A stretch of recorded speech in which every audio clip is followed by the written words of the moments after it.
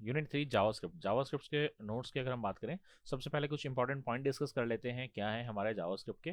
JavaScript जो है वो एक इंटरप्रेटेड कंप्यूटर प्रोग्रामिंग लैंग्वेज है, इस चीज़ का याद रखिएगा, ये पॉइंट है मेन। दूसरा जो है, ये स्टार्टिंग में जो इम्प्लीमेंट की गई थी ये क्लाइंट साइड स्क्रिप्ट के तौर पे की गई थी, ताकि जो यूज़र है वो इंटरेक्ट कर सके आपके वेबसाइट से, और ब्राउज़र को कंट्रोल किया जा सके इसके थ्रू, और जो भी हमें डॉक्यूमेंट के अंदर कोई कंटेंट चेंज करने हैं वो करवा सके, क्योंकि उससे पहले फिक्स कंटेंट होते थे, जो वेबसाइट बना दी वो बन गई बस फिक्स्ड, उसमें कोई और चेंजेस नहीं किए जा सकते थे डायनामिकली। तो वो डायनामिकली चेंजेस जो है हम जावास्क्रिप्ट के थ्रू करते हैं।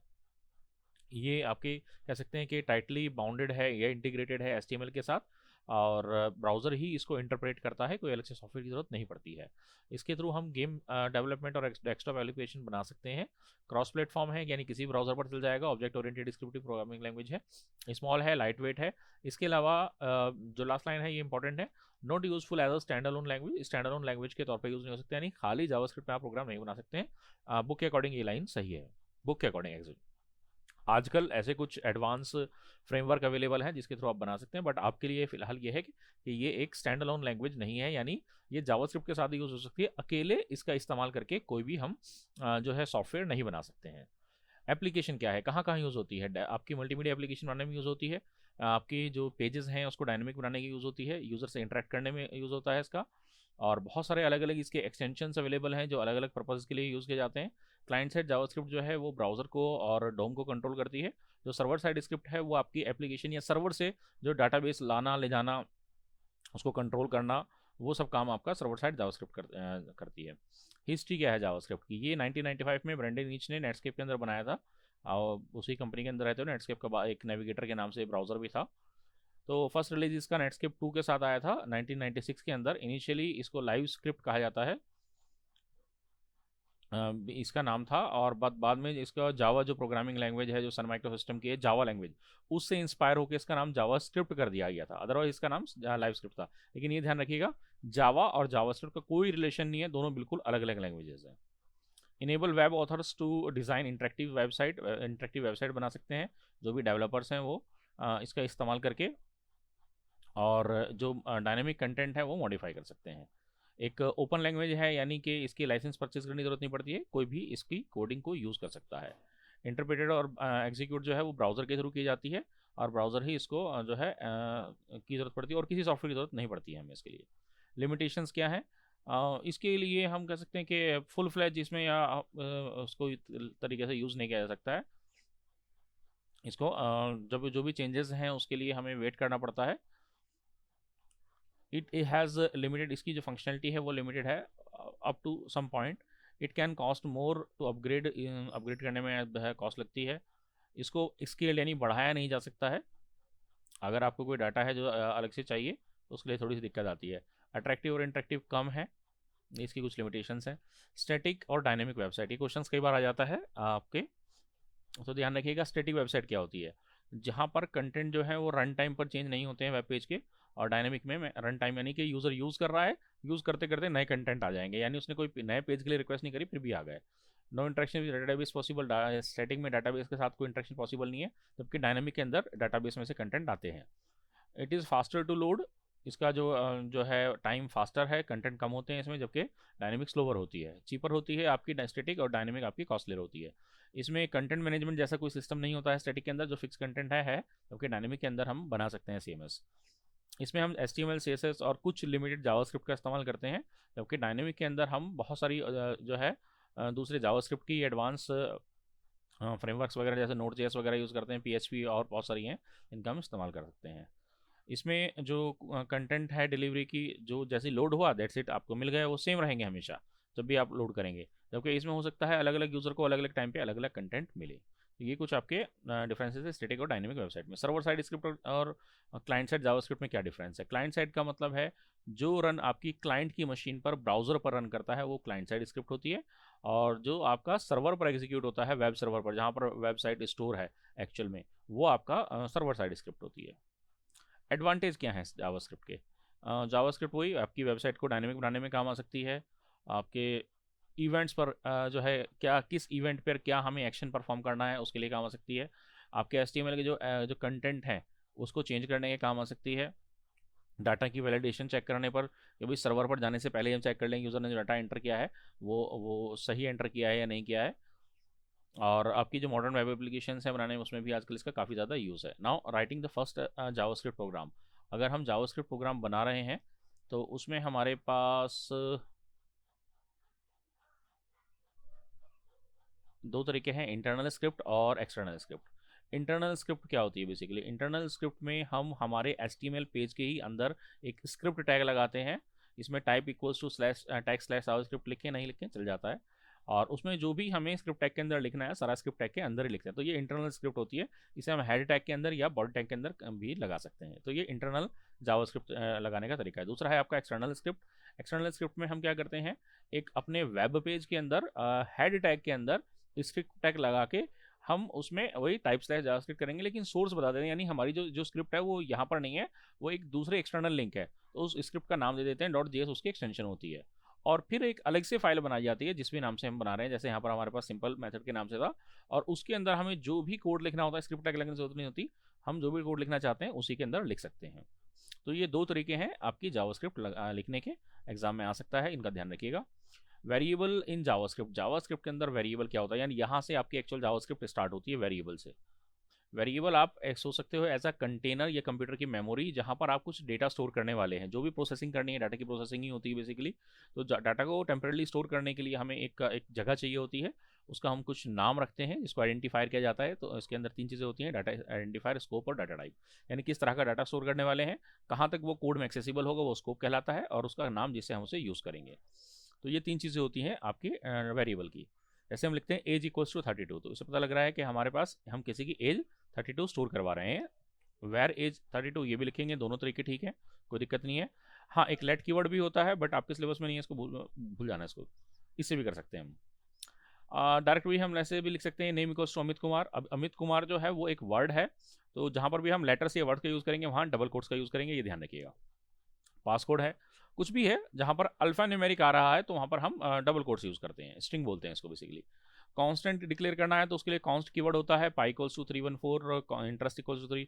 यहाँ पर ये डिफरेंस है आपके जो वैर से और कांस्ट से करते हैं। कांस्ट में से हमने जो डिक्लेयर किया वो बाद में चेंज नहीं होगा, वो फिक्स रहेगा थ्रू आउट द प्रोग्राम। जबकि हम एज चाहें तो प्रोग्राम में जितनी बार चाहें चेंज कर सकते हैं। नेम है, पासकोड है, क्योंकि उसमें हमने कांस्ट कीवर्ड यूज़ नहीं किया है। वेरिएबल का जब हम नेम रखते हैं तो यहाँ पर ये ध्यान रखने वाली बात है, क्या क्या है इंपॉर्टेंट पॉइंट। जावास्क्रिप्ट का जो नेम होता है वेरिएबल का, वो केस सेंसिटिव होता है, यानी अगर आपने नेम में एन कैपिटल कर दिया तो वो एक अलग वेरिएबल बन जाएगा। अगर आपने डिक्लेयर करते हुए उसका नाम स्मॉल एन रखा से नेम लिखा या स्मॉल लेटर में लिखा और बाद में कैपिटल लेटर में आप एक्सेस करना चाहेंगे तो वो मना कर देगा कि ऐसा कोई वेरिएबल एग्जिस्ट ही नहीं करता है। Variable must begin with underscore और लेटर्स ओनली। जो वेरिएबल स्टार्ट होगा वो हमेशा अंडरस्कोर या लेटर से ही स्टार्ट होगा, यानी नंबर से या स्पेशल सिंबल से आप नहीं स्टार्ट कर सकते हैं। और रिजर्व्ड कीवर्ड जो है आप उनका यूज़ नहीं कर सकते, यानी 16, 17 या 24 के अराउंड कुछ जैसे 4 हो गया, लेट हो गया, कॉन्स्ट हो गया, वेर हो गया, इन नाम से वेरिएबल का नाम नहीं रख सकते हैं जो रिजर्व वर्ड है। स्कोप की अगर हम बात करें, 3 टाइप्स का स्कोप होता है, यानी कहाँ तक वो एक्सेस हो सकता है। ब्लॉक, फंक्शन और ग्लोबल, 3 तरह का स्कोप होता है बेसिकली। ब्लॉक का मतलब होता है कि आप जिस ब्लॉक में या डबल कोट्स के अंदर आपने इसको एक्सेस किया है उसी के अंदर वो एक्सेस होगा।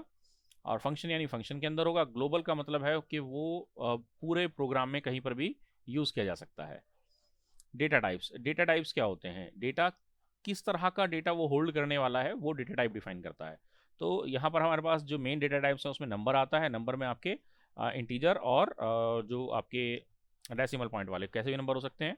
स्ट्रिंग के अंदर सिंगल कैरेक्टर भी हो सकता है, आपके मल्टीपल कैरेक्टर्स भी हो सकते हैं, और मतलब एक वर्ड या सेंटेंस भी हो सकता है। इसको हम सिंगल कोट या डबल कोट्स दोनों में ले सकते हैं। बूलियन होता है, बूलियन के अंदर ट्रू या फॉल्स दो ही वैल्यू आती हैं, इसके अलावा कोई वैल्यू नहीं आती। जहाँ पर हमें ट्रू फॉल्स स्टोर करवाना है वहाँ हम बूलियन डेटा टाइप का यूज़ करते हैं, याद रखिएगा। इसके अलावा हमारे पास अनडिफाइंड डेटा टाइप होता है। अनडिफाइंड का मतलब है कि मैंने एक वेरिएबल डिक्लेयर कर दिया वेर टोटल, अब जब तक इसमें मैंने कोई वैल्यू स्टोर नहीं करी तो मैंने इसका डाटा टाइप तो डिफाइन ही नहीं किया। तो यहाँ पर अगर हम इसका टाइप ऑफ वेरिएबल से डाटा टाइप चेक करेंगे तो ये हमें इसका अनडिफाइंड बताएगा। ऐसे नल होता है, नल हम किसी वेरिएबल में एग्जैक्टली नल डालते हैं, यानी उसकी एग्जिस्टिंग वैल्यू अब जो है कुछ नहीं है, उसमें नल है प्रेजेंट। तीसरा ऑब्जेक्ट होता है, जब भी हम कोई ऑब्जेक्ट क्रिएट करते हैं तो वो ऑब्जेक्ट डेटा टाइप होता है बेसिकली। तो ये आपके 6 डेटा टाइप्स हैं जो जावास्क्रिप्ट सपोर्ट करता है। ऑपरेटर्स जो ऑपरेशंस परफॉर्म करने के लिए होते हैं, मैथमेटिकल ऑपरेशन है basically, plus minus multiply divide, ये सब आपके होते हैं, इनको हम बोलते हैं प्लस माइनस मल्टीप्लाई डिवाइड को आपके रिलेशन ऑपरेटर। असाइनमेंट में हमारे पास जो यहाँ पर इक्वल्स टू है, that is A equals to B, A की वैल्यू जो है वही बी की वैल्यू है, या बी की वैल्यू हम ए के इक्वल लगाना चाहते हैं, तो ए इक्वल्स टू 5 का मतलब है ए वेरिएबल में 5 डाल रहे हैं, तो असाइन करने के लिए हम इसका यूज़ करते हैं असाइनमेंट ऑपरेटर का। इसी तरीके से ये बाकी भी असाइनमेंट ऑपरेटर्स हैं, इनका ध्यान रखिएगा। अर्थमेटिक ऑपरेटर्स में हमारे पास वही मैंने कहा जो प्लस माइनस मल्टीप्लाई डिवाइड, ये सारे आपके डबल प्लस, ये आपके जो प्लस प्लस है इसको बोलते हैं इंक्रीमेंट, और माइनस माइनस को डिक्रीमेंट ऑपरेटर बोलते हैं, जो ये परसेंटेज साइन वाला है इसको हम मॉडुलस बोलते हैं। कंपैरिजन ऑपरेटर, इनकी ना डिटेल में मैंने अलग से भी वीडियोस बनाई हुई हैं, और क्योंकि रिवीजन है तो इसलिए हम थोड़ा सा फास्ट जंप कर रहे हैं। कंपैरिजन ऑपरेटर्स में हमारे पास double equals to, not equals to, और ये आपका less than equals to, greater than equals to, और ट्रिपल इक्वल्स टू, ये सब आता है। ट्रिपल इक्वल्स टू भी आपका सेम ही होता है, बस वो केस सेंसिटिव होता है, ये ध्यान रखिएगा। लॉजिकल ऑपरेटर्स, ये है ना एग्जाम में एक बार क्वेश्चन आ भी आया हुआ है कि double equals to triple equals to में क्या डिफरेंस है। लॉजिकल ऑपरेटर्स में आपके पास 3 है, एंड, और नॉट, लॉजिकल एंड, लॉजिकल और, लॉजिकल नॉट। बिटवाइज ऑपरेटर्स में हमारे पास एंड, और, not, left shift, right shift, ये सारे आते हैं। कंडीशनल ऑपरेटर में हमारे पास यही सिंगल है, ये टर्नरी ऑपरेटर भी कहलाता है, इसमें 3 आर्गुमेंट्स दिए जाते हैं, इसलिए इसको टर्नरी या कंडीशनल ऑपरेटर बोलते हैं। लूप्स क्या होते हैं जावास्क्रिप्ट में? जावास्क्रिप्ट में किसी स्टेटमेंट को या ग्रुप ऑफ स्टेटमेंट को, यानी कई सारी जो लाइन ऑफ कोड है उसे मैं बार बार रिपीट करना चाहता हूँ, तो उसके लिए हम जो है लूप्स का इस्तेमाल करते हैं। डिफरेंट काइंड्स ऑफ लूप्स होते हैं हमारे पास। फॉर लूप्स होता है, फॉर इन है, वाइल लूप है, और डू वाइल है। 4 तरह के लूप्स होते हैं जावास्क्रिप्ट के अंदर। फॉर और फॉर इन थोड़े से मिलते जुलते हैं, और वाइल और डू वाइल का सिंटेक्स थोड़ा सा मिलता है। फॉर लूप को हम जब किसी चीज़ को किसी एक स्टेटमेंट या एक से ज़्यादा स्टेटमेंट को नंबर ऑफ टाइम्स चलाना होता है, इसमें जैसे मैंने 1 से लेके 7 से कम यानी 6 तक, 6 बार चलेगा ये कोड, एक एक इंक्रीमेंट करता हुआ, हम इस तरह की कंडीशन से भी यूज़ करते हैं, तो हम फॉर लूप्स का इस्तेमाल करते हैं। फॉर इन का यूज़ किया जाता है जब हम किसी एरे में से या ऑब्जेक्ट में से वैल्यू उठा रहे होते हैं। तो एक साथ बता दें, यहाँ पर हमने एक फ्रूट नाम से क्या बनाया, एक एरे बना दिया, एप्पल, मैंगो, ऑरेंज, उसमें स्टोर कर दिया। अब हम कह रहे हैं कि भाई एक एक करके वो वैल्यू आए, अब उसका हम यहाँ पर डॉक्यूमेंट डॉट राइट से सिंपली राइट कर रहे हैं। आप जो मर्जी करवाना चाहें वो करवा सकते हैं। तो जब एरे में से एक एक करके वैल्यू उठानी होती है तो हम यूज़ करते हैं फॉर इन का। एंड डू वाइल जो है आपका यूज़ होता है जब हमें किसी कंडीशन के अकॉर्डिंग लूप्स को बार बार चलाना है, लेकिन एटलीस्ट वो एक बार तो चले, कंडीशन फॉल्स है तब भी, उस केस में हम डू वाइल चेक करते हैं, क्योंकि पहले ये लूप चलता है फिर कंडीशन चेक होती है, जबकि वाइल लूप के अंदर पहले ही कंडीशन चेक हो जाती है, अगर ट्रू है तो वो एग्जीक्यूट करेगा, अदरवाइज वो एग्जीक्यूट नहीं करेगा। तो ये 4 तरह के लूप होते हैं। आप इसका सिंटेक्स याद रखेंगे, अगर एग्जाम में क्वेश्चन आ गया तो भी लिख सकते हैं, वैसे इस तरह के क्वेश्चन आते नहीं है, ये जस्ट मैंने इंट्रोडक्शन के पॉइंट ऑफ व्यू से बताया है। फंक्शंस क्या होते हैं? फंक्शंस आपके कुछ कह सकते हैं ग्रुप ऑफ स्टेटमेंट होती हैं जो कुछ स्पेसिफिक टास्क को परफॉर्म करती हैं। तो इसमें आर्ग्यूमेंट भी हो सकते हैं, यानी हम कोई डेटा इनपुट भी दे सकते हैं, और कुछ वैल्यू हमें रिटर्न आउटपुट के तौर पे भी मिल सकती है। ये में है, यानी हो भी सकती है और नहीं भी। टाइप्स ऑफ फंक्शन, 2 तरह के फंक्शंस या मेथड्स होते हैं, इनको मेथड्स भी बोलते हैं। बिल्ट इन, यानी जो पहले से जावास्क्रिप्ट के अंदर डिफाइन किए हुए हैं, जिसने जावास्क्रिप्ट बनाई है, जो इसका लेटेस्ट वर्जन आप यूज़ कर रहे हैं, उसमें कोई ना कुछ मेथड्स, ये बहुत सारे मेथड्स पहले से बने हुए हैं, वो आपके बिल्ट इन मेथड्स होते हैं। To string, concat, length, match, index और पुश, पॉप, ऐसे बहुत सारे हैं, आगे आएंगे। ये सब आपके बिल्ट इन मेथड्स या फंक्शंस कहलाते हैं। यूजर डिफाइन, यानी कि जो कोडर है, जो आपका प्रोग्रामर है, वो अपने इस्तेमाल के लिए कुछ कोड लिखना चाहता है, तो वो अपना कोड बना सकता है स्क्रिप्ट टैग के अंदर। वो माई फंक्शन या किसी भी नाम से फंक्शन बनाएगा, उसके अंदर जितनी स्टेटमेंट भरनी है 10, 20, 50 वो उसके अंदर भर देगा, फिर उसको जितनी बार चाहे अपने कोड के अंदर वो इस्तेमाल कर सकता है। तो यानी अगर आपको लगता है कि कुछ ग्रुप ऑफ स्टेटमेंट बार बार इस्तेमाल होने वाली हैं, तो आप उनको कोड करके पहले ही रख लेंगे फंक्शन के तौर पे, तो वो आपके यूजर डिफाइंड फंक्शंस कहलाते हैं। नाउ एरे, एरे क्या होता है? एरे आपका एक तरह का स्पेशल तरह का ऑब्जेक्ट होता है, जिसमें हम किसी मतलब मल्टीपल वैल्यूज एक तरह की जब स्टोर करनी होती हैं, चाहे वो नंबर्स हैं, चाहे वो स्ट्रिंग है, या और किसी तरह का डेटा है, वो अगर हमें स्टोर करना है एक सिंगल के अंदर, तो हम उसका यूज़ करते हैं। जैसे हमने ये एक एरे बना लिया जिसमें हमने एप्पल, बनाना, ऑरेंज वगैरह यूज़ कर लिया। इसकी इंडेक्सिंग जो होती है, यानी इसकी जो नंबरिंग होती है, पोजीशन जो होती है, वो 0 से स्टार्ट होती है, ये ध्यान रखिएगा। 0 से लेके 1, 2, 3 इस तरह से चलती है। नाउ इसको कैसे डिक्लेयर करते हैं? Fruit, var fruits new array, चाहे तो ऐसे कर लीजिए, या सिंपल जो है आप एक काम कीजिए, वेयर फ्रूट्स लिखिए, इक्वल्स टू करके भी आप एक एक करके वैल्यू डालेंगे। मैं आगे अगले वाला एग्जांपल में दिखाऊंगा कैसे करते हैं। ऐसे भी कर सकते हैं, एक एक करके भी कर सकते हैं। फ्रूट 0 में एप्पल, फ्रूट 1 में बनाना, फ्रूट 2 में ऑरेंज, इस तरह से भी दे सकते हैं। ऑब्जेक्ट, ऑब्जेक्ट जो है वो आपका एक तरह का बंडल होता है या बॉक्स कह लीजिए, कंटेनर कह लीजिए, जिसमें दो चीज़ें होती हैं, प्रॉपर्टी और मेथड्स, किसी भी चीज़ से रिलेटेड। तो ये की वैल्यू पेयर जो है आपकी स्टोर करता है मेमोरी में। इस तरीके से समझ लीजिए कि एक बॉक्स जिसके अंदर बहुत सारी प्रॉपर्टी हैं किसी एक चीज़ से रिलेटेड और कुछ मेथड्स हैं उससे रिलेटेड। तो ये इन दोनों को स्टोर करने का ही काम करता है। जैसे हमने कहा स्ट्रिंग डॉट लेंथ, तो स्ट्रिंग डॉट लेंथ जो है यहाँ पर ये ध्यान रखिएगा, ये स्ट्रिंग नाम का एक ऑब्जेक्ट पहले से बना हुआ है, उसमें ये लेंथ जो है ये प्रॉपर्टी है उसकी, क्योंकि इसके आगे इसके आगे ये जो राउंड ब्रैकेट्स हैं वो नहीं लगे हुए हैं। String dot to upper case, इसके आगे राउंड ब्रैकेट्स लगे हुए हैं, तो ये मेथड है। यानी स्ट्रिंग ऑब्जेक्ट जब जावास्क्रिप्ट में बनाया गया तो उसके अंदर ये प्रॉपर्टी और ये मेथड पहले से बने हुए हैं, हमें जस्ट इनको यूज करना है। तो आप ऐसे समझ लीजिए इसको। नाउ हमारे पास मैंने बताया ये भी एक तो बिल्ट इन होगा, यानी कि जो पहले से बने हुए हैं, मैथ ऑब्जेक्ट हैं, स्ट्रिंग ऑब्जेक्ट है, डेट ऑब्जेक्ट है, एरे ऑब्जेक्ट है, ये सब आपके सिलेबस में भी हैं। तो इनके अंदर बहुत सारी अपनी प्रॉपर्टीज और मेथड्स भी हैं जो आपको कुछ पता होनी चाहिए। आगे इसी वीडियो में मैं आपको उसको कवर भी कर रहा हूँ।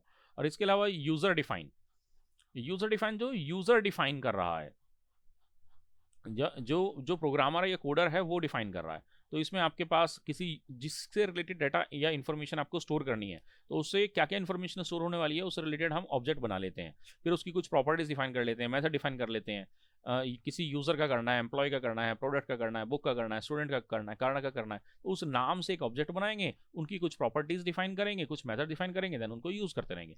ये अभी फिलहाल आपके स्कोप से थोड़ा सा बाहर है, बट अगर आप बिल्ट इन से भी काम चला लेंगे क्योंकि सिलेबस में आपके इतना ही है। Now comes to math object. Math object क्या है? मैथ की प्रॉब्लम्स को सॉल्व करने के लिए पहले से ही कुछ प्रॉपर्टीज और कुछ मेथड्स बनाए हुए हैं, आपको जस्ट उनको यूज करना है, तो वो आपके मैथ ऑब्जेक्ट के अंदर डिफाइन है। मैथमेटिकल ऑपरेशंस, इसमें आपके जैसे मैथ डॉट मैक्स, मैक्स क्या करेगा, उसके ब्रैकेट के अंदर जितने भी नंबर्स होंगे उनमें से जो आपका सबसे बड़ा नंबर होगा वो रिटर्न कर देगा, largest. Math dot power, power निकालने का काम आता है, एक्स की पावर वाई निकालनी है तो वो आपको निकाल के दे देगा, आपको जरूरत नहीं है, आपको काफ़ी बड़ी पावर निकालनी है, आप थोड़ी निकालने बैठोगे, तो आप इस मेथड का यूज़ कर लेंगे। मैथ डॉट रैंडम, हर बार एक 0 से 1 के बीच का जो है एक नंबर जनरेट करके दे, जितनी बार भी चलाओगे उतनी बार आपको नया रैंडम नंबर मिलेगा। मैथ डॉट राउंड, आपको जैसे जैसे आप डेसिमल पॉइंट हटाना चाहते हैं तो वो हटाने का काम करता है, नियरेस्ट इंटीजर बताता है। इसका भी एग्जांपल आगे है। मैथ डॉट स्क्वायर रूट निकालने का काम आता है। तो ये आपके पास पहले से बने हुए हैं, आपको जस्ट इन्हें यूज करना है। तो ये आपके मैथ ऑब्जेक्ट के क्या हैं, कुछ मेथड्स हैं। Absolute, log, power, random, round, square root, ये मैंने बताया। मैथ एग्जाम में इससे रिलेटेड क्वेश्चंस भी आए हुए हैं। मैथ डॉट राउंड की बात करें तो 8.7896 है जैसे, तो इसको राउंड करके क्या है, 8 पॉइंट के बाद 7 आ रहा है, यानी 5 से बड़ा है तो ऑटोमेटिकली उसको वो 9 में कन्वर्ट कर देगा। मैथ डॉट रैंडम है, रैंडम है तो हर बार मैंने जैसे कहा कि 0 और 1 के बीच का एक अलग सा नंबर जनरेट करके देगा, वो भी 10-12 डिजिट के अराउंड। मैथ डॉट मैक्स, 5, 10, यानी कि ये जो बड़ा नंबर होगा वो रिटर्न कर देगा, मिन जो है वो लेसर नंबर दे देगा। तो इस तरह के क्वेश्चंस ऑलरेडी आपके पास आए हुए हैं, जो बार बार स्टूडेंट परेशान हो रहे हैं कि भाई सर जावास्क्रिप्ट का कोड का कैसे क्वेश्चंस आएंगे, इस तरह के क्वेश्चंस आएंगे। इसके अलावा मैंने बताया था कि जो 5 ईयर ओल्ड क्वेश्चंस हैं जो पूछे जा चुके हैं, वो सारे क्वेश्चंस मैंने ऑलरेडी वहाँ पर डिफाइन किए हुए हैं, रन करके भी दिखाए हुए हैं, वो वीडियो जरूर देखिएगा, उससे आपको बहुत सारी चीज़ें जो है वो क्लियर होंगी। Now comes to string object. String object क्या होता है? स्ट्रिंग, जैसे हमारे पास डेटा हम कुछ स्टोर करना चाहते हैं टेक्स्ट के फॉर्म में, तो वो स्ट्रिंग के अंदर जाता है। तो स्ट्रिंग नाम का एक ऑब्जेक्ट पहले से बना हुआ है जो आपके सीक्वेंस ऑफ कैरेक्टर को रिप्रेजेंट करता है। अब उस पर पहले से ही बहुत सारी प्रॉपर्टीज और मेथड्स डिफाइन है अलग अलग ऑपरेशंस परफॉर्म करने के लिए। क्या क्या मेथड्स हैं वो या प्रॉपर्टीज हैं, ये सबसे पहले देख लेंगे। इसमें सबसे पहले है हमारे पास कि हम स्ट्रिंग बनाते कैसे हैं। वैर स्ट्रिंग, str, कुछ भी नाम ले लेते हैं, जो भी रिलेटेड नाम होता है, और उसमें डबल कोट्स में लिख देंगे या सिंगल कोट्स में लिख सकते हैं, या आपके ये जो दूसरे कोट्स होते हैं टैब के ऊपर ये निशान होता है, इसका भी इस्तेमाल कर सकते हैं अगर आपको कॉन्स्टेंट बनाना है तो ये अलग अलग तरीके हैं स्ट्रिंग डिफाइन करने के। नाउ ये कुछ मेथड्स हैं जो आप यूज कर सकते हैं किसी स्ट्रिंग या ग्रुप ऑफ कैरेक्टर्स पर अलग अलग ऑपरेशंस परफॉर्म करने के लिए। इससे रिलेटेड भी काफ़ी क्वेश्चंस आए हुए हैं। कैर एट आपको स्पेसिफाइड बताएगा कि आपको किसी स्ट्रिंग में से कोई सब स्ट्रिंग निकालनी है कि भाई वो उस कैरेक्टर पर क्या है। कॉनकैट दो स्ट्रिंग को जोड़ने के काम आता है। दो स्ट्रिंग हैं आपके पास, दो वर्ड्स हैं आपके पास, ये सेंटेंस है, उनको जोड़ना चाहते हैं। एंड्स विद चेक करके बताएगा कि इस लेटर का या इस सेंटेंस का या इस वर्ड का एंड इससे हो रहा है या नहीं हो रहा है, ING से हो रहा है या नहीं हो रहा है, ED से हो रहा है या नहीं हो रहा है। अगर आप चेक करना चाहते हैं तो वो बताएगा। इंडेक्स ऑफ पोजीशन बताएगा कि सर्च करके कि आपके उसमें कोई पर्टिकुलर सब स्ट्रिंग या छोटा सा वर्ड या सेंटेंस है या नहीं है आपकी पूरी बड़ी स्ट्रिंग में। To lower case to upper case आपकी स्ट्रिंग को बड़ी एबीसीडी और छोटी एबीसीडी में कन्वर्ट करने का काम आता है, कैपिटल लेटर और स्मॉल लेटर में। टू स्ट्रिंग स्ट्रिंग में कन्वर्ट कर देता है, उसका डाटा टाइप चेंज कर देता है। वैल्यू ऑफ जो है उसकी कह सकते हैं कि वैल्यू निकाल के दे देता है स्ट्रिंग की।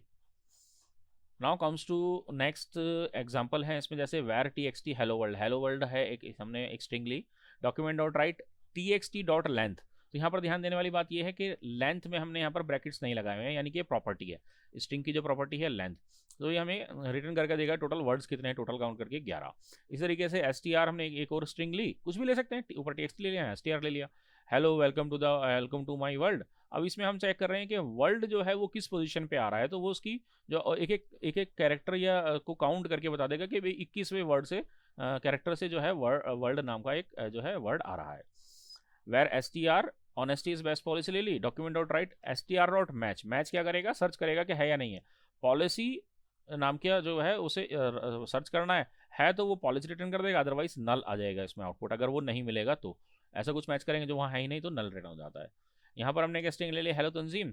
अब हम यहाँ पर रिप्लेस करवाना चाहते हैं S T R dot replace hello से गुड मॉर्निंग को। तो अब जब हम नेक्स्ट उसमें एस टी आर को डिस्प्ले करवाएंगे या यूज करेंगे तो एस टी आर की जो नई वैल्यू हो चुकी है वो गुड मॉर्निंग तंजीम हो चुकी है हेलो तंजीम की जगह, क्योंकि उसने हमने यहाँ पर हेलो से गुड मॉर्निंग रिप्लेस कर दिया है। तो इस तरह के एग्जाम्पल्स ऑलरेडी जो है तो वो पूछे जा चुके हैं। उसकी प्रैक्टिस कैसे होगी, वो जो आपके क्वेश्चंस वाली वीडियो है वो आपने जरूर करनी है। पारसेंट, इससे रिलेटेड काफ़ी क्वेश्चंस आए हुए हैं। पारसेंट क्या है, ये एक ऐसा मेथड है जिससे हम डेटा के टाइप को चेंज करते हैं, यानी स्ट्रिंग हमारे पास है डेटा लेकिन नंबर्स हैं तो उसको एक्चुअल में नंबर्स टाइप में चेंज कर सकते हैं। जैसे 1 2 3 है, अब डबल कोट्स के अंदर है तो वो देखने में तो 1 2 3 है, लेकिन उस पर आप प्लस माइनस मल्टीप्लाई डिवाइड नहीं कर सकते, यानी अल्फ़ाबेटिक जो आपके न्यूमेरिक ऑपरेशंस हैं अर्थमेटिक, वो ऑपरेशंस परफॉर्म नहीं कर सकते आप। जैसे रोल नंबर है, रोल नंबर कहाँ किसी को ऐड करना पड़ेगा, लेकिन मार्क्स है, मार्क्स को ऐड करना पड़ सकता है, मल्टीप्लाई करना पड़ सकता है। तो उस केस में हमें इनका डेटा का टाइप चेंज करना होता है। तो यहाँ पर 1 2 3 लिखा कॉमा 10, 10 जो है ये ध्यान रखिएगा, यहाँ 10 का मतलब है हम इसको डेसिमल नंबर रीड कर रहे हैं। इसकी जगह 10 की जगह यहाँ पर 8 आ सकता है तो वो इसको ऑक्टल नंबर रीड करेगा, देन उसको कन्वर्ट करेगा। अगर यहाँ पर 2 आ गया, 2 तो हो जाएगा तो वो नॉट अ नंबर रिटर्न कर देगा, NaN रिटर्न कर देगा, क्योंकि यहाँ पर ऐसा कुछ है ही नहीं। आपको पता है 2 का मतलब होता है बाइनरी, अगर यहाँ 10 की जगह 2 आ जाता है तो उसका मतलब बाइनरी है, और बाइनरी के अंदर 2 और 3 आ ही नहीं सकते, 0 1 ही होते हैं खाली, तो वो NaN रिटर्न कर देगा या आपका नॉट अ नंबर रिटर्न कर देगा। तो ज़्यादातर तो आपको यहाँ 10 ही मिलेगा, बट अगर 10 की जगह यहाँ पर आपको 8 2 या 16 मिलता है, 16 का मतलब है हेक्साडेसिमल रीड करेगा। तो वो नंबर सिस्टम की नॉलेज आपको होनी चाहिए अगर आपका ऐसा क्वेश्चन आता है तो।